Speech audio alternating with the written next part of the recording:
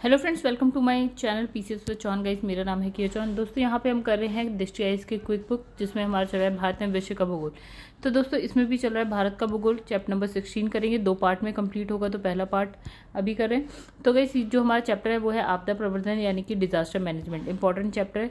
तो गाइस यहाँ पे मेरा एक व्हाट्सएप नंबर दे रखा है मैंने, जो अगर आपको पीडीएफ रिलेटेड कोई हेल्प चाहिए तो आप बात कर सकते हैं, या कोई भी आपको हेल्प चाहिए तो बात कर सकते हैं। प्लस अगर आपको इस बुक की पीडीएफ चाहिए तो आप जो है ना मेरा टेलीग्राम जो पेज है उसको जो है ज्वाइन कर सकते हैं, और उसकी जो लिंक है वो आपको डिस्क्रिप्शन में मिल जाएगी। अगर आपको घटना चक्र की वीडियोस देखनी है तो आप जो मेरी चैनल है उसकी प्लेलिस्ट में जाके देख सकते हैं। इस बुक की अगर आपको लिंक चाहिए तो आप जो है इस वीडियो के डिस्क्रिप्शन में देख सकते हैं। तो गाइस हम लोगों ने चैप्टर नंबर 1 से स्टार्ट किया, चैप्टर नंबर 16 पे पहुंच गए। टोटल जो चैप्टर है वो है चैप्टर नंबर 17 तक। तो देखिए अभी जो चैप्टर नंबर 16 है वो है आपदा प्रबंधन। चलिए हम बात करेंगे जनरल इंट्रोडक्शन। तो गाइस अगर आप लोग ज्योग्राफी के लिए एक बुक चाहते हैं तो इससे बेटर बुक मुझे नहीं लगता कोई हो सकती है। देखिए आपदा प्रबंधन की बात करते हैं, जनरल इंट्रोडक्शन की बात करते हैं, तो इसने क्या लिखा है। इसने कहा कम समय में बिना चेतावनी के घटित होने वाली कोई अनापेक्षित, मतलब जिसकी आपने अपेक्षा नहीं की, वैसी कोई प्राकृतिक या फिर मानव जनित घटना या फिर कोई परिवर्तन हो जा रहा है, जिससे क्या होता है कि जो पर्टिकुलर कोई क्षेत्र हो उसमें मनुष्य या पशु पक्षी या प्राकृतिक या सांस्कृतिक पर्यावरण, ये क्या होता है, दुष्प्रभावित होता है, तो हम उसको आपदा कहते हैं। मतलब इसने कहा कि भैया कोई एक पर्टिकुलर एरिया, वहाँ पे क्या एक निश्चित समय में बिना चेतावनी के कम समय में क्या है कोई घटना घट जाए भयंकर, ठीक है, तो वो आपदा है। ठीक है, तो प्राकृतिक भी हो सकती है और मानव जनित भी हो सकती है। इन दुष्प्रभावों में क्या होता है, दुष्प्रभावों में क्या होता है, मनुष्यों और पशु पक्षियों की मौत हो सकती है, पेड़ पौधों का विनाश हो सकता है, मानव निर्मित जो वातावरण है जैसे कि आपकी इमारतें हैं, आपकी सड़कें हैं, पुल हैं, ये इनको क्षति पहुंच सकती है कम या ज़्यादा। ठीक है, चलिए अब देखिए यहाँ पे एक मैप दे रखा है। चलिए ये है आपका कि कहाँ कहाँ अर्थक्वेक आते हैं, कहाँ पे आपके पास क्या क्या प्रॉब्लम है, साइक्लोन का आ रहा है, हॉट डेजर्ट का है, कोल्ड डेजर्ट का है, यहाँ पे बात कर रखी है। चलिए देख लेते हैं छोटा सा हॉट डेजर्ट की बात करते हैं। तो देखिए यहाँ पे लिखा है पिंक, ये राजस्थान वाला एरिया, गर्मी बहुत है, डेजर्ट यानी कि रेगिस्तान है। कोल्ड डेजर्ट कहाँ मिलेगा गाइस, ये देखिए ग्रीन वाला, तो ये जो आपका ये लद्दाख वाला एरिया आप कहते हैं ना, वो कोल्ड डेजर्ट है। ठीक है, तो वो हो गया आपका थोड़ा अरुणाचल प्रदेश में, थोड़ा सिक्किम में आपको यहाँ पे दिखाई दे रहा होगा। ठीक है, तो अर्थक्वेक कहाँ कहाँ आ रहा है, तो गाइस अर्थक्वेक हम देखते हैं यहाँ पे आपका क्या है, इंडियन ओशन आ जाता है, यहाँ पे बे ऑफ बंगाल आ जाता है, यानी बंगाल की खाड़ी है, यहाँ पे अरब सागर आ जाता है, यहाँ पे आपको मिल जाएगा। ठीक है, उसके अलावा यहाँ पे देखिए फ्लड यानी कि जो बाढ़ है वो कहाँ आ रही है, तो बाढ़ देखिए ये गंगा यमुना, ये वाला गंगा यमुना नहीं तो गंगा, उसकी सहायक नदियाँ, और यहाँ पे आपका ब्रह्मपुत्र नदी आ गई, थोड़ी भी सी यहाँ जो छोटी छोटी नदियाँ हैं वो, तो यहाँ पे बाढ़ का दिखाया है। फिर इसने लिखा है डाफ्ट, मतलब सूखा एरिया, मतलब देखिए ये गुजरात वाला एरिया, ये प्रायद्वीपीय पठार वाला जो आपका वृष्टि छाये प्रदेश होते हैं वो सब हो गए आपका। थोड़ा सा यहाँ पे उत्तराखंड का एरिया दे रखा है, यहाँ पे यूपी में आ रहा है थोड़ा सा। ठीक है, तो ये सब एरिया हो गए। और उसके अलावा साइक्लोन कहाँ कहाँ आ सकता है, देखिए साइक्लोन, तो गैस ये सब जो एरिया आपका येलो वाला दे रखा है वो वाला है। चलिए आगे बढ़ते हैं। अब इसमें क्या आपदा के बारे में देखिए, सामान्यतः क्या है, आपदा इसने कहा प्राकृतिक कारणों से उत्पन्न होती है, जैसे सुनामी आ गई या चक्रवात आ गया था। लेकिन जो है मानव द्वारा प्रकृति में अगर आप क्या अनापेक्षित हस्तक्षेप करते हैं तो अप्रत्यक्ष रूप से कुछ आपदाएं आ सकती है, मतलब जो नहीं आ नहीं सकती, मतलब अनापेक्षित हस्तक्षेप होता है मानव द्वारा, तो क्या होता है अप्रत्यक्ष रूप से क्या होता है, जो आपदाएं आ रही है ना उसकी तीव्रता या उसकी बारंबारता वो बढ़ जाती है। मतलब जो आपदा, मतलब सपोज कि आज 1 साल में आई है, उसके बाद 5वें साल में आनी थी, तो अब क्या हो रहा है कि 1 साल के बाद दूसरे में भी आ रही है, तीसरे साल में भी आ रही है, चौथे साल में आ रही है, मतलब ये तीव्रता या बारंबारता क्या उसकी बढ़ जा रही है। और कुछ आपदाएं तो पूरी तरह से क्या होती है, मानव जनित ही होती हैं। अच्छा, प्राकृतिक आपदाओं को भी उनकी जो है उत्पत्ति के प्रमुख कारकों की वजह से क्या होता है, हमने वर्गीकृत कर दिया। ठीक है, जैसे एक होती है आपकी भौमिक आपदाएं, जैसे कि भूकंप हो गया। ठीक है, हमने वर्गीकृत किया, तो जैसे भौमिक आपदा है, ठीक है, तो जैसे भूकंप है आपका, ज्वालामुखी भूस्खलन यानी कि जो लैंडस्लाइड होता है वो। ठीक है, तो जलीय आपदा में जैसे आपकी बाढ़ आ जा रही है, सुनामी आ जा रही है। उसके बाद अगर हम बात करें तो मौसम संबंधी आपदाएं हो गई, जैसे कि आपका क्या सूखा पड़ता है, चक्रवात आता है, बादल का फटना हो जाता है, यानी कि जो क्लाउड बर्स्ट बोलते हैं आप इसको, हिम झंझावत होता है यहाँ पे, तड़ित झंझा, जैसे कि वो जो लाइटनिंग होती है आपकी, शीतलहर हो गई, आपकी पाला हो गई, लू, ये सारी आपदाएं हैं। आपदा के प्रकार देखिए, प्रकृति के द्वारा जो हो जाती है और एक मानव जनित। जैसे मानव जनित आपदा में गए इसमें बहुत ज़्यादा नहीं, जैसे परमाणु दुर्घटना हो जाए कोई, या रासायनिक दुर्घटना हो गए, ठीक है, तो ये इंपॉर्टेंट मतलब एक दो ही। अब यहाँ पे देखो प्रकृति से कैसे, भूकंप, बाढ़, सूखा, चक्रवात, बादल का फटना, भूस्खलन, सुनामी, महामारी, ग्रीष्म लहर, ज्वालामुखी विस्फोट, क्या वनाग्नि यानी कि जो वन में आग लग जाती है वो, तो हिम झंझा, बट ये सारी हो गई, ठीक है। अब इसने कहा है, एक नोट दे रखा है, इसने कहा है कि द्वितीय प्रशासनिक सुधार आयोग यानी कि जो आपका सेकंड ARC है, उसकी जो तीसरी रिपोर्ट में जो आपदा प्रबंधन यानी कि डिजास्टर मैनेजमेंट को क्या है, संकट प्रबंधन यानी कि क्राइसिस मैनेजमेंट के नाम से दर्शाया गया। मतलब इसने कहा कि जो सेकंड ARC की रिपोर्ट है उसमें क्या बोला, जो डिजास्टर मैनेजमेंट है उसको इसने बोला क्राइसिस मैनेजमेंट, राइट। चलो अब इसमें भारत में आपदाओं की बात करते हैं, यानी कि डिजास्टर्स इन इंडिया, ठीक है। तो इसने कहा भारत का जो अधिकतर भौगोलिक क्षेत्र है ना, वो किसी ना किसी आपदा के मतलब मतलब भौगोलिक क्षेत्र जो भारत का, वो वहाँ पे कोई ना कोई, हर जगह कहीं ना कहीं कुछ ना कुछ आपदाएं आती हैं। भारत का उष्णकटिबंधीय शीतकटिबंधीय जो क्षेत्र, मतलब भारत की अगर हम बात करें तो उसमें दो तरीके के क्षेत्र पाए जाएंगे। यानी कि अगर आप बात करें, जैसे भारत की अगर आप बात करती है, भारत है सपोज, ठीक है, ये भारत है, भारत के बीच में से जाती है कर्क रेखा, राइट। तो कर्क रेखा के नीचे वाला उष्णकटिबंधीय क्षेत्र होता है, कर्क रेखा के ऊपर वाला जो है शीतकटिबंधीय क्षेत्र होता है। अब इसने कहा कि ऐसे हमने विस्तारित कर दिया। इसने कहा लंबी तटरेखा है इसकी, भारत की बहुत लंबी है, गुजरात से लेकर पूरा आप नीचे तक जाएंगे, फिर वेस्ट बंगाल तक जाएंगे। नवीन वलित पर्वतमाला है, हिमालय आप कह लीजिए। भूगर्भिक विविधताएं पाई जाएंगी आपको, कहीं पे कुछ मिलेगा, मैदान मिलेगा, कहीं पे पठार मिलेगा, कहीं पे पहाड़ मिलेगा, कहीं पे कुछ मिलेगा। तो मरुस्थलीय दशाएं भी आपको मिल जाएगी, अतिवृष्टि भी मिल जाएगी और वृष्टि छाए प्रदेश भी मिल जाएंगे, मतलब कहीं पे बारिश बहुत ज़्यादा है, कहीं पे बिल्कुल कुछ नहीं है। नदियों का जाल भी मिल जाएगा, नदियाँ बहुत हैं, तो ये सारी हैं। तो कई प्रकार के क्या है, सुभेदता लक्षण अलग अलग क्षेत्र में यहाँ पे भारत में पाए जाते हैं। अब इसने कहा भारत में जो बाढ़, सूखा, चक्रवात, भूकंप, भूस्खलन की घटनाएं आम है, मतलब ये होते ही रहती हैं। भारत में लगभग 54% जो है भूभाग पर विभिन्न क्या है आपका प्रबलताओं के जो है भूकंप का खतरा बना रहता है। मतलब इसने कहा 54% भूभाग पे तो भूकंप आते रहते हैं। तो इसने कहा 40 मिलियन हेक्टेयर में से अधिक में क्या है, बारंबार क्या है, बाढ़ आती रहती है, ठीक है। तो मतलब इसने कहा भूकंप आता रहता है, बाढ़ आती रहती है। अब इसने कहा इतने किलोमीटर लंबे तटरेखा में से इतने किलोमीटर में चक्रवात का खतरा, यानी कि इसने ये बोला कि बहुत सारा एरिया ऐसा है भारत का जहाँ पे चक्रवात आते ही रहते हैं, ठीक है। चलिए, जैसे कौन कौन से एरिया में आते हैं, देखिए ये वाला साइड तो पूरा चक्रवात आते रहते हैं, नहीं तो और उसके अलावा इस वाली साइड पे चक्रवात आते रहते हैं। भारत में खेती योग्य क्षेत्र का लगभग जो है, इसने कहा 68% जो है भाग सूखे के प्रति संवेदनशील है, यानी कि आपको सिंचाई करने के लिए पानी ठीक ठाक नहीं मिल पा रहा है। अंडमान निकोबार द्वीप समूह की बात करें, पूर्वी या पश्चिमी तटीय क्षेत्रों के जो इलाके हैं वहाँ पे सुनामी का संकट बना रहता है, यानी इसने कहा कि ये जो पूर्वी तटीय रेखा, ये पश्चिमी, यहाँ पे अंडमान निकोबार द्वीप समूह, तो यहाँ पे सुनामी का संकट बना रहता है। तो देश के कई भागों में क्या होता है, पतझड़ी या शुष्क पतझड़ी वनों में आग लगना क्या है, आम बात हो गई। देखिए क्या होता है कि जो पतझड़ वाले वन होते हैं, शुष्क पतझड़ वाले वन होते हैं, तो वहाँ पे क्या होता है, गर्मी के टाइम में ना आग लग जाती है। अब लिखा है हिमालयी क्षेत्र हो गया या पूर्वी पश्चिमी घाट के क्षेत्रों में क्या होता है, अक्सर क्या होता है, भूस्खलन होता रहता है। यानी इसने कहा कि जहाँ पहाड़ है वहाँ पे भूस्खलन होता ही रहता है, ठीक है। अब इसने आगे बढ़ गए, हम प्राकृतिक आपदा में सबसे पहले बात करते हैं यहाँ पे भूकंप की, राइट, यानी अर्थक्वेक की बात करते हैं। तो इसने कहा है जो वो है ना भूकंप पृथ्वी के धरातल पर होने वाली आकस्मिक हलचल है, जो क्या होता है मुख्यतः पृथ्वी के समयावस्था में क्या असंतुलन, भूगर्भिक संचलन, ज्वालामुखी विस्फोट या मानव जनित कारणों से उत्पन्न होता है। मतलब इसने ये बोला कि भूकंप तो नॉर्मल है, मतलब आकस्मिक हलचल होती रहती है पृथ्वी के गर्भ में, राइट। अब कि क्या क्या होता है, जैसे जो पृथ्वी की साम्यावस्था है उसमें असंतुलन हो गया, ठीक है। भूगर्भिक संचलन होता है, मतलब पृथ्वी के नीचे जो प्लेट्स हैं, मतलब आप जमीन के नीचे जो प्लेट्स हैं वो चलती रहती है। ज्वालामुखी विस्फोट हो जाता है तो भूकंप आ सकते हैं। मानव जनित कुछ कारण है जिसकी वजह से भूकंप आ जाते हैं। तो भारत में क्या है, इसमें भूकंपीय क्षेत्रीय जोन की हम बात करते हैं, ठीक है।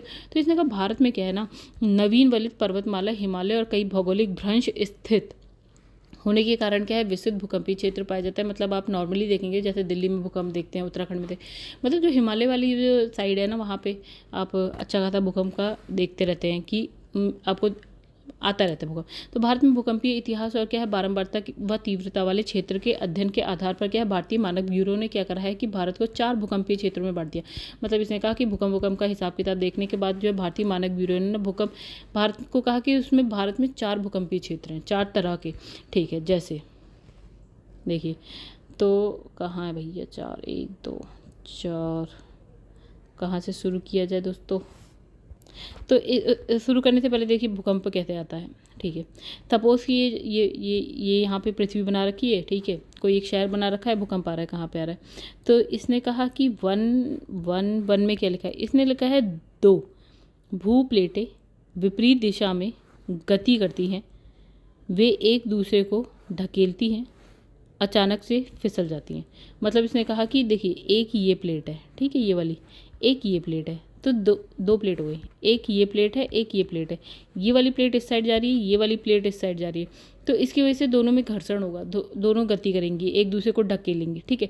तो इसकी वजह से क्या होगा, ये काम हो गया, इतना काम हो गया ढकेलने अकेले वाला काम। अब यहाँ पे क्या होगा कि ये क्या है, फिसलन अत्यधिक ऊर्जा भरी तरंग उत्पन्न करती है, जिससे क्या होता है, भूपटल हिलता है। अब ये जब खिसकेंगी एक दूसरे से सट के तो क्या होगा गाइस, उसकी वजह से क्या होगा, कुछ हलचल होगी, ठीक है, यानी तरंगे उत्पन्न होंगी, ठीक है। उसके बाद क्या होता है, पृथ्वी की सतह पर जहाँ पर ये भूकंप आया है क्या होता है, एपीसेंटर कहलाता है। मतलब इसने कहा कि जब यहाँ पे ये घर्षण वर्षण हुआ, एक दूसरे से टकराई या एक दूसरे को खिसकाया, तो उसकी वजह से जो कंपन होने लगा, तो कंपन सबसे पहले जहाँ पे भी महसूस होता है उसको हम बोलते हैं एपीसेंटर, ठीक है।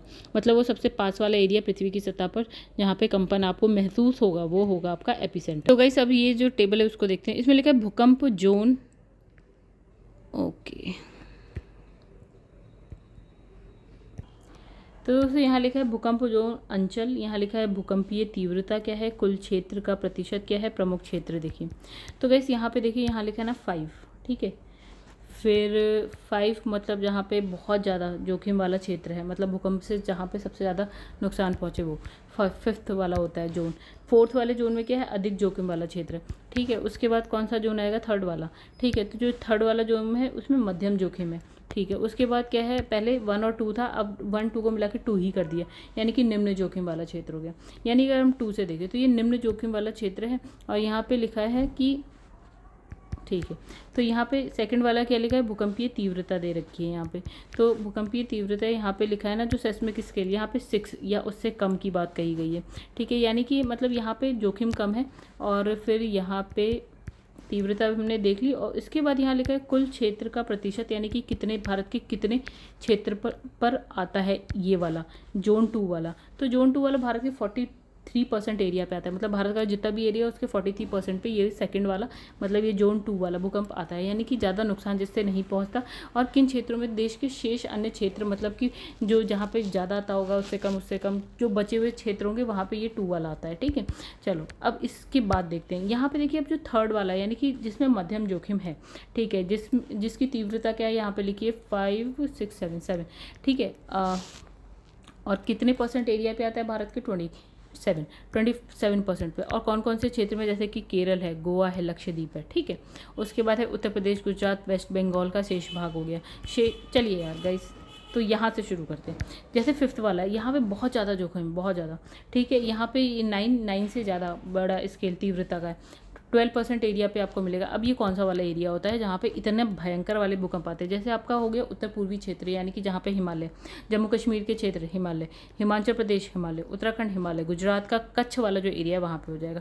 फिर उत्तरी बिहार हो गया आपका, वो भी हिमालय से सटा हुआ है, अंडमान निकोबार द्वीप समूह है वो, ठीक है। यहाँ पे आता है बहुत भयंकर वाले भूकंप, जहाँ पे नुकसान ज़्यादा है। अब इसने कहा उससे कम वाले पे आ जाता है अधिक जोखिम वाला, ठीक है। वो अत्यधिक जोखिम वाला था, ये अधिक जोखिम वाला था। यहाँ 18% एरिया पे भारत के आता है, जैसे कि आपका जम्मू कश्मीर, हिमाचल प्रदेश में आ जाएगा, दिल्ली में आ जाएगा, सिक्किम में आ जाएगा, उत्तर प्रदेश, बिहार, वेस्ट बंगाल का जो उत्तरी भाग है उसमें आ जाएगा, गुजरात, राजस्थान, महाराष्ट्र का कुछ भाग है वहाँ आ जाएगा, ठीक है। अब हमने 3rd वाला देखा था, तो 3rd वाले में देखिए केरल, गोवा, लक्षद्वीप पड़ा था, उत्तर प्रदेश, गुजरात, वेस्ट बंगाल का शेष भाग, ठीक है। फिर यहाँ पे पंजाब, राजस्थान, मध्य प्रदेश है, बिहार, झारखंड, छत्तीसगढ़, महाराष्ट्र, उड़ीसा, आंध्र प्रदेश, तेलंगाना, तमिलनाडु, कर्नाटका के कुछ भागों में आ जाएगा। और जो ये सेकंड वाला है जिसमें बहुत ही कम जोखिम है, वो है जो इनके अलावा जो बचा कुचा है उसमें आ जाएगा, ठीक है। अब यहाँ पे देखिएगा इस यहाँ पे जोन 5 4 3 2 दे रखा है। 2 वाला वो है जहाँ पे बहुत कम आता है भूकंप, ठीक है। जैसे कि आपका ये वाला एरिया, ये ब्लू वाला है, ये आपको दिखेगा कम वाला है, ठीक है। और जो आपका उससे ज़्यादा वाला, यानी कि उससे ज़्यादा खतरनाक हो गया ये येलो वाला एरिया जो दिख रहा है आपको, ये इसमें थोड़ा सा और 2 की अपेक्षा थोड़ा सा ज़्यादा आता है, ठीक है। लक्षद्वीप भी इसी में आ जाता है। अब 4 वाले में देखिएगा इस, यानी कि थोड़ा अत्यधिक जोखिम वाला है, तो ये देखिए यहाँ गुजरात का कच्छ वाला एरिया हो गया, यहाँ पे आपका हो गया जम्मू कश्मीर लद्दाख वाला एरिया हो गया, आपका हिमाचल प्रदेश हो गया आपका, थोड़ा पंजाब का, दिल्ली का एरिया हो गया, यहाँ पे ये यूपी बिहार का उत्तर वाला एरिया हो गया, ठीक है। तो ये सब हो गया आपका, सिक्किम हो गया, ये सब आ गया। अब बहुत खतरनाक वाला आता है वो गाइस, यहाँ पे देखिए नॉर्थ ईस्ट वाला एरिया हो गया, यहाँ पे थोड़ा बिहार का उत्तरी एरिया हो गया, यहाँ पे आपका हो गया आपका उत्तराखंड हो गया आपका, थोड़ा सा जम्मू कश्मीर वाला एरिया हो गया, यहाँ पे आपका हो गया कच्छ वाला एरिया हो गया, गुजरात वाला एरिया हो गया। तो यहाँ पे बहुत ही भयंकर वाले भूकंप आते हैं, ठीक है। अब देखिए प्रायद्वीपीय भारत में भूकंप की बात करते हैं। देखिए प्रायद्वीपीय भारत में ऐसा कुछ खास भूकंप यहाँ पे दिख नहीं रहा है, ठीक है, मतलब 2 और 3 वाला यहाँ पे दिखेगा, ठीक है। अब देखिए प्रायद्वीपीय भारत को जो है भूकंप की दृष्टि से कम जो है प्रभावित क्षेत्र माना गया है, ठीक है, मतलब बहुत ज़्यादा भूकंप आपको यहाँ पे नहीं दिखेगा। लेकिन इसने कहा, परंतु जो है इसने कहा कि कच्छ क्षेत्र में आए भूकंपों के विवरण से ये स्पष्ट है कि ये जो क्षेत्र है ना प्रायद्वीपीय भारत का, वो निरंतर भू असंतुलन की दृष्टि से प्रभावित है, मतलब प्रभावित रहा है। मतलब इसने कहा कि पहले हम मानते थे कि प्रायद्वीपीय भारत में कोई भूकंप नहीं आएगा, लेकिन हाँ कच्छ, गुजरात का जो कच्छ वाला एरिया है और थोड़ा बहुत हमने मुंबई वाले एरिया में भी देखा है, महाराष्ट्र वाले में, कि यार आया तो है। तो इससे ये आप कह सकते हैं कि भैया अब आप ये नहीं कह सकते कि प्रायद्वीपीय भारत में भूकंप नहीं आएगा, मतलब आ रहा है। अब इसका प्रमुख कारण क्या है, हिंद महासागर जो होता है भारत के नीचे वाला बिल्कुल, उसके नीतल में क्या है 5 सेंटीमीटर की दर से जो है प्रसार, फिर भारतीय प्लेट का उत्तर की ओर खिसकना। तो इसके प्रभाव से क्या है, भूगर्भिक जो दरारें हैं उसका वो सक्रिय हो रही है, राइट। और इसकी जो पुष्टि यहाँ पर पाए गए 2 भ्रंशों के आधार पर की जा सकती है। अब इसने कहा एक भ्रंश लगभग, जो इसने कहा कि जो एक भ्रंश है वो लगभग क्या है 200 किलोमीटर लंबा है, और एक मतलब 200 किलोमीटर लंबा और 100 किलोमीटर क्या है चौड़ा है। तो इसकी स्थिति की बात करें तो पूर्व से पश्चिम दिशा में क्या होता है, अहमदाबाद से जो है भुज के मध्य में है, यानी कि भ्रंश है। तो भ्रंश है तो यहाँ टकराव या खिसकाव होगा, जिसकी वजह से भूकंप आ रहा है। तो वहीं दूसरे की अगर बात करें तो 500 किलोमीटर लंबा भ्रंश है और क्या है आपका 100 किलोमीटर चौड़ा है, और ये कहाँ पे है, उत्तर दक्षिण दिशा में स्थित है, ठीक है। तो अब इसने ये बोला कि इन 2 भ्रंशों के क्रियाशील होने के कारण क्या होता है, गुजरात के भुज में और आसपास के क्षेत्र में, आप कह सकते हैं थोड़ा बहुत महाराष्ट्र के क्षेत्र में भी क्या होता है आपका भूकंप आ रहा है। तो आप कह सकते हैं कि उस साइड अब हम ये नहीं कह सकते कि उधर भूकंप नहीं आएगा या नहीं आता होगा, तो ऐसा नहीं है। अब भूकंप भारत में हर जगह पे आप कह सकते हैं कि आएगा या आ सकता है या आता है, ठीक है। फिर उसके बाद अगर हम बात करें यहाँ पे, तो इसने कहा इसी तरह महाराष्ट्र, अभी हम गुजरात की बात करें, इसी तरह महाराष्ट्र के कोयना भीमा भ्रंश है। महाराष्ट्र में तो गए, अब महाराष्ट्र में भी भूकंप आ रहा है, तो यहाँ पे जो भ्रंश है ना उसका नाम याद रखिएगा, क्या है, कोयना भीमा भ्रंश, ठीक है।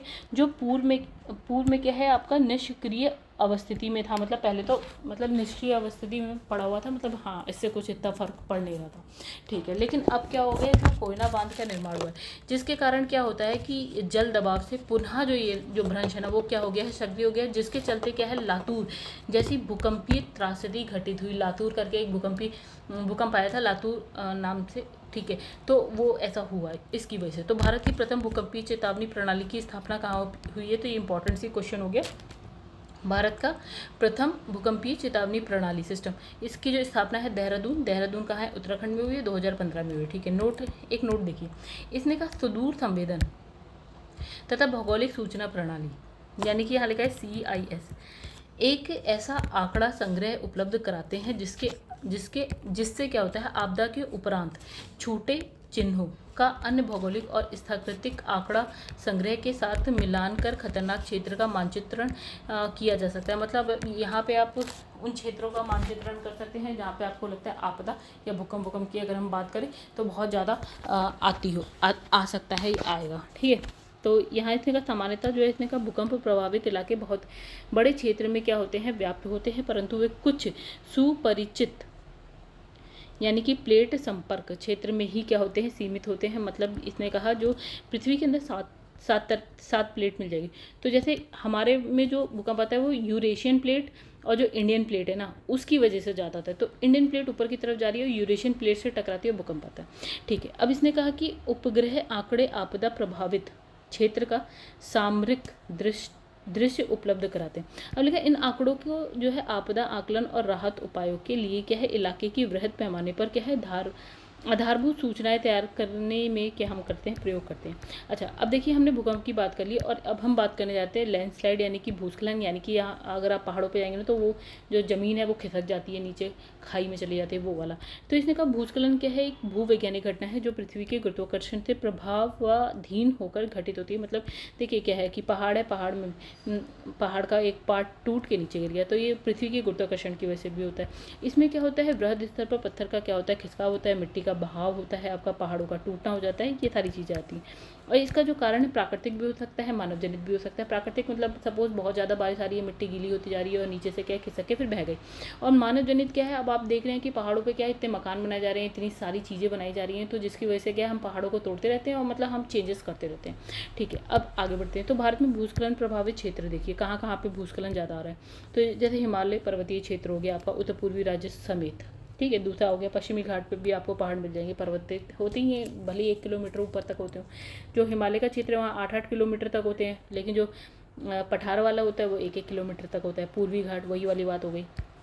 नीलगिरी के वो क्षेत्र जहाँ वर्षा बहुत ज़्यादा होती है, अंडमान निकोबार द्वीप समूह, यहाँ पे भी आपको मिल जाएगा। अच्छा, अब आ जाते हैं हम वॉल्केनो यानी कि ज्वालामुखी की बात करते हैं। तो इसने कहा ज्वालामुखी क्या है, एक प्रक्रिया है जिसके अंतर्गत क्या होता है, गर्म गलित मैग्मा पृथ्वी की आंतरिक परतों को तोड़ता हुआ सतह पर तरल लावा के रूप में आ जाता है। मतलब इसने कहा कि सपोज ये पृथ्वी, यहाँ पे बहुत सारा मैग्मा है, गरम मैग्मा क्या है गाइस, ये मैग्मा है। अब क्या होता है, ये मैग्मा ना धीरे धीरे ऊपर की तरफ आता है, ये सतह तोड़ता है और बाहर की तरफ निकल आता है, ज्वालामुखी। ठीक है, और जो ये बाहर निकलता है ना तो हम इसको बोलते हैं लावा। ठीक है, नीचे बोलते हैं मैग्मा, ऊपर आता है तो लावा, याद रखिएगा। तो जो लावा है फिर ठोस होता है, द्रव, गैस, इन सब रूप में होता है। ठोस भी हो सकता है, मतलब थोड़ा पार्ट उसका ठोस हो सकता है, द्रव, गैस, ही सारे रूप में निकलता है। तो इसे जो है प्रकृति का क्या है, सुरक्षा बॉल भी कहा जाता है। क्या बोला जाता है, इंपॉर्टेंट लाइन, प्रकृति का सुरक्षा बॉल किसे, ज्वालामुखी यानी कि वॉल्केनो को बोला जाता है। अच्छा, यहाँ पे एक नोट है, नोट से पहले हम कुछ और देख लेते हैं। तो इसने यहाँ पे लिखा है, तो वैसे यहाँ लिखा है देखिए, ज्वालामुखी को भू आकृति विज्ञान में एक आकस्मिक घटना के रूप में देखा जाता है। मतलब ये क्या है, एक आकस्मिक घटना कभी भी हो सकती है, क्योंकि इसमें क्या है, कई स्थल रूपों का निर्माण होता है।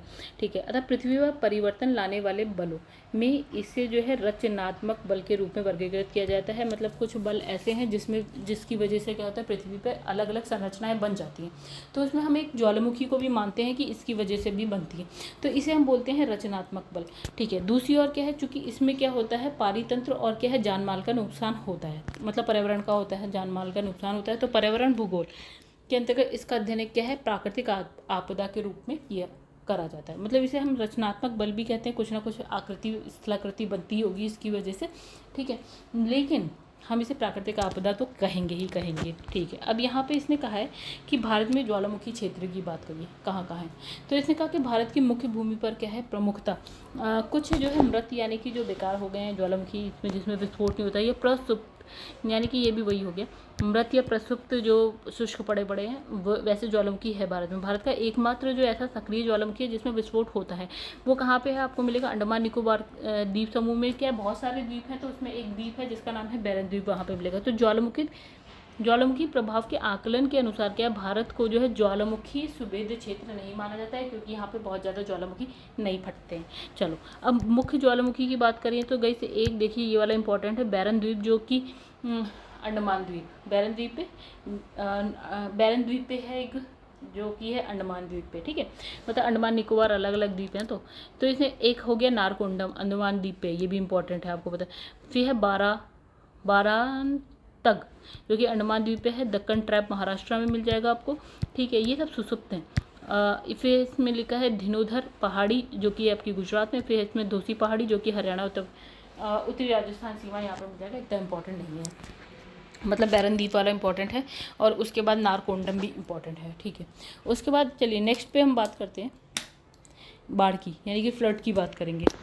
तो गाइस बाढ़ देखिए क्या है, बाढ़ एक प्राकृतिक आपदा है, एक बात। ठीक है, बहुत ज़्यादा वर्षा होने से क्या होता है, नदियों का जो अपवाह क्षमता है, यानी कि नदी जितना पानी ले जा सकती है पानी उससे ज़्यादा हो जाता है। ठीक है, और वह अपने क्या है तटबंधों को पार करके आसपास के क्षेत्र में जो है आसपास के क्षेत्र को क्या करती है, डुबा देती है। मतलब इसने कहा कि नदी जितना भी पानी ले जा सकती है पानी उससे ज़्यादा हो जाएगा, चाहे वर्षा की वजह से या ऊपर से पानी ज़्यादा आने लगेगा तो वो क्या आसपास के क्षेत्र को डुबा देगी, क्योंकि पानी फिर बाहर निकल जाएगा नदी से। और इसमें लिखा है अंतर्राष्ट्रीय सिंचाई जल प्रवाह आयोग। ठीक है, अंतर्राष्ट्रीय सिंचाई जल प्रवाह आयोग के अनुसार इसने कहा बाढ़ मूलतः नदी नाले में जल प्रवाह का वह आधिक्य है, मतलब जितना पानी उससे ज़्यादा आधिक्य है जो सामान्य स्थिति को छोड़कर, सामान्य स्थिति को अगर आप छोड़ दें तो प्राकृतिक किनारों क्या है, मानव निर्मित किनारों यानी कि क्या है, बंधान के ऊपर से बहता है और जिसके कारण निचले क्षेत्र पानी में डूब जाते हैं। ठीक है, मतलब इसने कहा कि नदी है, इससे थोड़ा सा भी अगर आपका पानी बढ़ जाता है तो ये जो निचला क्षेत्र है, यहाँ का आसपास का क्षेत्र है, वो डूब जाएगा। अब इसने कहा कि जल स्तर का बढ़ना, आबादी, कृषि भूमि का डूब जाना बाढ़ के प्रभाव की श्रेणी में आता है। मतलब इसने कहा बाढ़ का प्रभाव किसे, जल स्तर बढ़ जाएगा, आबादी और जो है आपका जो कृषि भूमि वो पानी में डूब जाएगी। अब दो प्रकार की बाढ़ आप कह सकते हैं, एक होती है प्राकृतिक बाढ़, एक होती है मानव निर्मित या मानवकृत बाढ़। तो भारत में बाढ़ प्रभावित क्षेत्र की अगर हम बात करें, कहाँ बाढ़ आ जाती है, तो इसने कहा विश्व में सबसे ज़्यादा बाढ़ के खतरों का सामना कर रहा है कौन, भारत। ठीक है, अब इसमें भारत की लगभग जो सभी नदियाँ हैं ना, नदी बेसिन है, वहाँ पे बाढ़ आती ही आती है। ठीक है, अब अभी नॉर्मली ना आजकल में आप देखेंगे ना कि गंगा नदी अगर आप देखेंगे बहुत तेज़ी से बह रही है, बहुत ज़्यादा पानी, मतलब जहाँ जहाँ पानी आपको नहीं भी दिखता था ना, बहुत पानी दिख रहा है क्योंकि बारिश आई है पहाड़ों पर, तो जिसकी वजह से पानी जो है बहुत ज़्यादा बढ़ गया।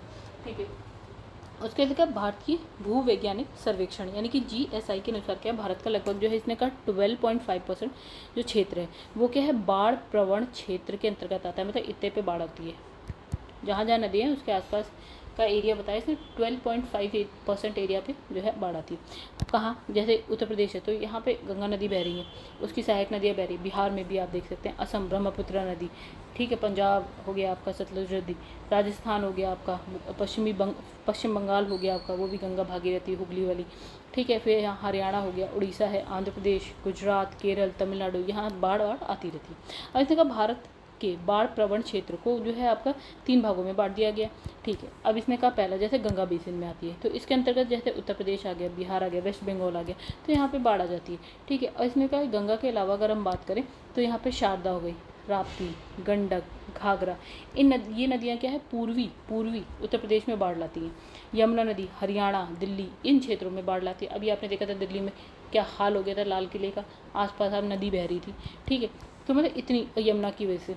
अब इसने कहा कोसी की अगर हम बात करें तो इसको हम बोलते हैं बिहार का अशोक। इंपॉर्टेंट बात है, क्वेश्चन है ये कि बिहार का अशोक किसे कहा जाता है, कोसी रिवर को बोलते हैं। फिर बागमती हो गया, गंडक, कमला, कई अन्य छोटी नदियाँ जो बिहार में बाढ़ लाती हैं।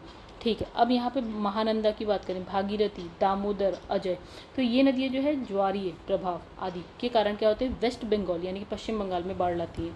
ठीक है, अब कारण क्या है बाढ़ के, देखिए अगर हम नदी नालों की बात करें तो उसके जो प्राकृतिक किनारों के ऊपर जल प्रवाह की स्थिति, जो प्राकृतिक किनारे होते हैं उसके ऊपर से जल बहने लगता है। वनों की कटाई करेंगे उसकी वजह से भी बाढ़ आती है। अब कैसे आती है इसमें आप क्या बताऊँ, बहुत बड़ा हो जाएगा। जैसे आप सपोज़ कि कोई पेड़ है, तो पेड़ क्या होता है, बहुत सारे पेड़ हैं, ठीक है, यहाँ पे पानी बहता हुआ आ रहा है सपोज़ पहाड़ों पे, ठीक है, तो पानी बहता हुआ तो पेड़ों से ना इसकी जो स्पीड है ना वो कम हो जाती है थोड़ी सी। ठीक है, जब कम हो जाती है तो ये आगे जाके बाढ़ जैसी स्थिति नहीं लाती है, पानी धीरे धीरे बह जाता है। लेकिन अगर यहाँ पे पेड़ नहीं होगा तो अगर ये बहुत स्पीड से पानी आ रहा है तो बहुत स्पीड से ही नीचे जाएगा, मतलब बाढ़ की स्थिति पैदा हो जाएगी। ठीक है, तो वनों की कटाई हो गया आपका, नदियों में अवसादों की मात्रा में वृद्धि होने से गहराई कम हो जा रही है, यानी कि सपोज नदी है तो नदी की गहराई ये है कुछ। अब इसमें क्या है कि नदी जो पानी है ना अपने साथ अवसाद भी ले आता है, मिट्टी आप मान लीजिए, तो जिसकी वजह से क्या है ये मिट्टी नीचे बैठ जाती है। अब क्या है, पहले इतना बड़ा एरिया था पानी को वो रोकने के लिए, या अपने जो क्षमता थी नदी की इतनी थी, अब लेकिन अब कम होके इतनी हो गई, तो अब वो पानी तो उतना ही आएगा, तो वो क्या होगा, बह जाएगा बाहर की तरफ, तो ये बाढ़ आ जाएगी। तो इसमें लिखा है सहायक नदियों का जल सामान्य से अधिक मात्रा में मुख्य नदी में मिलने की स्थिति, मतलब इसने कहा जो सहायक नदी है उसका जो जल है पहले जितना मिलता था उससे अधिक मिल रहा है मुख्य नदी में, तो बाढ़ आएगी मुख्य नदी से। भूकंप, भूस्खलन नदी के क्षेत्र में होने की स्थिति में, मतलब अगर जो जहाँ पे नदी बह रही है वहाँ पे भूकंप आ जाए, भूस्खलन हो जाए, इस वजह से भी बाढ़ आ जाएगी, मतलब पानी इधर उधर हो जाएगा। अब इसने कहा कृत्रिम रूप से जो है नदी प्रवाह को कतिपय कारणों से रोकने के फलस्वरूप, जैसे कि आप नदी में आप क्या पुल का निर्माण कर रहे हैं, रेलवे गेट का निर्माण कर रहे हैं, उस वजह से पानी इधर उधर हो जाएगा तो बाढ़ आ जाएगी। अब सामान्य से अधिक वर्षा हो जाए तो आ जाएगी, तो और इसने कहा कुछ समय तक लगातार वर्षा हो जाए तो भी बाढ़ आ जाएगी। अब जो आपने बांध बनाए नदियों पे वो टूट जाए तो भी बाढ़ आ जाएगी। फिर बाढ़ नियंत्रण योजना के अंतर्गत क्या है, निर्मित बांधों का टूटना, वही वाली बात है। इसमें तेज हवाओं के चलने के कारण क्या होता है, तूफान जैसी स्थिति बन जाए तो भी बाढ़ आएगी, मतलब पानी इधर उधर हो जाएगा। और इसमें मौसम में आकस्मिक परिवर्तन हो जाए, मतलब बादल फट जाए, कुछ भी हो जाए, या बहुत कम मतलब नॉर्मल बारिश होनी थी तो बारिश लगातार होती जा रही है, मौसम में ऐसा परिवर्तन आए, प्राकृतिक जल निकासी में मानव निर्मित बाधाएं हो जाए। ठीक है, अब इसने कहा ब्रह्मपुत्र या बराक बेसिन। अभी हमने गंगा बेसिन देखा, अब हम ब्रह्मपुत्र और बराक बेसिन की बात करेंगे। तो इसमें कहाँ इससे प्रभावित हो रहा है एरिया? तो वेस्ट बंगाल है, असम है, अरुणाचल प्रदेश। तो ये ब्रह्मपुत्र से उसकी सहायक नदियों के द्वारा क्या है, बाढ़ग्रस्त है। फिर इसने लिखा जल ढाका, तीस्ता, तोरसा नदी वेस्ट बंगाल के उत्तरी भाग में बाढ़ लाती है। फिर इसमें लिखा है मणिपुर राज्य में जो है बराक नदी, इसकी वजह से बाढ़ आ जाती है। ठीक है, अब इसने लिखा 2 हो गया आपका, एक हो गया आपका गंगा नदी बेसिन, एक हो गया ब्रह्मपुत्र बराक बेसिन। बराक से तो सिर्फ इसमें कौन से में बोला है इस बराक से, इसने सिर्फ मणिपुर का नाम लिया है। ठीक है, अच्छा, और उसके बाद मध्य भारत, प्रायद्वीपीय भारत में भी नदियाँ हैं, उससे भी आ सकती है। जैसे मध्य भारत, यहाँ महानदी है, वैतरणी है, आपका ब्रह्मणी नदी, इतने उड़ीसा में आ सकती है। नर्मदा, गोदावरी, तापी, कृष्णा, महानदी। तो इससे क्या, इसके मध्य और क्या दक्षिण भारत में बाढ़ आ सकती है इससे। गोदावरी है, कृष्णा है, गोदावरी, कृष्णा, महानदी। डेल्टाई प्रदेशों में चक्रवात, तूफान के कारण भी बाढ़ आ जाती है। इन नदियों में जो डेल्टाई क्षेत्र होते हैं बिल्कुल एंड में जाके तटों पे, तो वहाँ पे क्या है, चक्रवात आ जाए तो यहाँ बाढ़ आ सकती है, जिससे आंध्र प्रदेश में आएगी, उड़ीसा में आएगी, तमिलनाडु पे, ये सब तट है यहाँ पे। जैसे यहाँ पे आप बात करें तो यहाँ पे आपका तमिलनाडु है, यहाँ पे आंध्र प्रदेश है, उसके ऊपर उड़ीसा, तो यहाँ पे आ सकता है। और चक्रवात भी यहीं पे आएगा गाइस, यहाँ पे चक्रवात आता है, यहाँ पे ये राज्य है, यहाँ पे बाढ़ आ जाएगी। अब इसने कहा कि केरल की कई छोटी नदियाँ और कई जो है कीचड़ युक्त धाराओं के कारण क्या है, इन राज्यों में कुछ हिस्सों में क्या होता है, बाढ़ आ सकती है। केरल का है ये तो आप जानते होंगे गाइस, तो केरल है भारत में इस साइड। ठीक है, आगे बढ़ जाते हैं। अब इसमें लिखा राष्ट्रीय बाढ़ नियंत्रण कार्यक्रम की बात करते हैं। तो इसने कहा जब स्वतंत्र हो गया भारत तो उसके बाद क्या है, 1954 में क्या है, भीषण बाढ़ के बाद क्या होता है, 1954 में क्या है, राष्ट्रीय बाढ़ नियंत्रण कार्यक्रम जो है स्टार्ट किया जाता है। ठीक है, तो इस कार्यक्रम में क्या होता है, तात्कालिक, अल्पकालिक और क्या है, दीर्घकालिक योजनाओं पर ध्यान दिया जाता है। मतलब तत्कालिक जो उसी समय हो, अल्पकालिक थोड़े समय के लिए, दीर्घकालिक बहुत आगे के टाइम तक के लिए बाढ़ नियंत्रण के लिए कुछ योजनाएं बनाई जा रही। तो इसके तहत के नदी तटबंधों का निर्माण किया गया।